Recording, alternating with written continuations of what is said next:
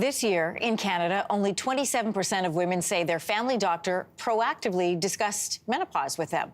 That number comes from a study by the Alberta College of Family Physicians, which also found almost half of Canadian women feel unprepared for this stage in life. Enter to that conversation, Melissa Grelo. So, your partner's going through menopause? Now what?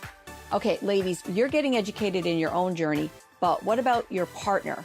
Well, so that is a clip from season 2 of the podcast Aging Powerfully with Melissa Grelo.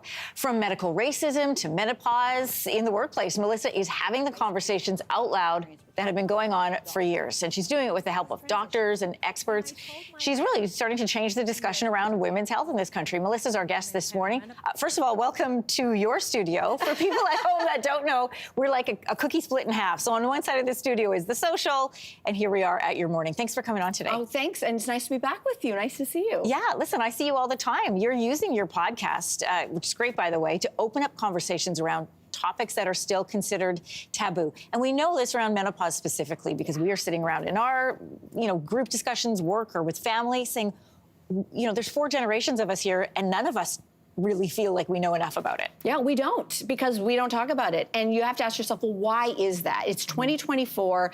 Since women have been on Earth, we go through menopause. We're one of like 4 species on the planet that go through menopause. We're supposed to be the smartest about it, so why aren't we talking about it? And I think there's a lot at play here. I think that it has been stigmatized. I think there's plenty of ageism that's definitely at play. I think there's a lot of sexism that's certainly at play. But I think there's also this expectation that if you're a woman, part of being a woman is supposedly just accepting that we go through hard stuff, that we take on burdens of pain and suffering and difficulty. And so isn't menopause just part of that? Isn't that just silence? And the ageism part of it is, let's be honest, culture likes to believe that as soon as we hit the end of our reproductive years, that we're no longer relevant. So you can understand how this conversion of forces leads us to a place where there's no information, there's silence, and there's not enough education for doctors in medical school. And to note, doctors are also having these conversations. They just haven't had anybody listening on a larger platform. So what are some of the most important things that you've learned so far about women's health on your podcast? Oh, so much, so much, so much. First of all, there are 10 million women in Canada over the age of 40.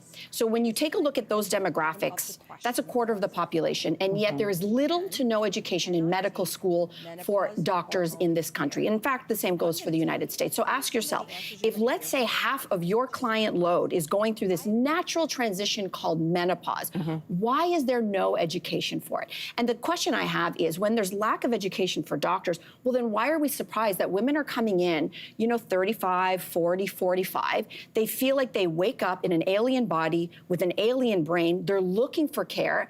And by the way, there are 5 to 7 million Canadians that don't even have a primary healthcare provider. So who's guiding us through this natural transition of life? It's as if we were going to say to women, you might have a pregnancy one day, but we're not actually going to learn about it in medical school. It is slowly changing because I think a lot of doctors are saying, wait a second, we need better care and then access to care. So I think this is why I do the podcast. Let's get the conversation going. So I had a fascinating conversation recently with Dr. Ardell Piper. She works at a women's clinic in the Ottawa area. And I was asking her, I feel like I've said the word menopause more in this last year than I have in like 20-some years of broadcasting. And I asked her, am I thinking incorrectly, or what was the impetus for that? And she said a lot of it has to do with the fact that women of prominence are just starting to talk about it out loud. And some of those women are the women that you've had on your podcast. I'm talking Paula Abdul, Marilyn Dennis, Jeannie Becker. I want to share everybody this clip that you shared with Paula Abdul. It's real. It is, and we all go through it.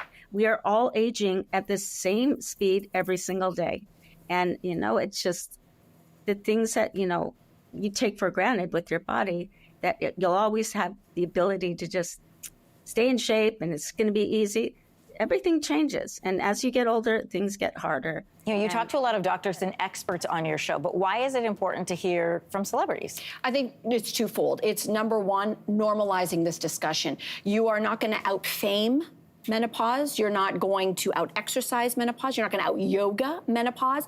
We are all going to go through it, whether you're in the public eye or not. And I think that it helps to destigmatize and normalize the fact that, oh, wait, Paula Abdul went through menopause? Oh, wait, she did it in the public eye? I think it is such a way to allow women to feel seen, feel validated, that we are all going to go through this. And also, let me be clear with those women that I've had on the show and many other celebrities that I've got scheduled to come on.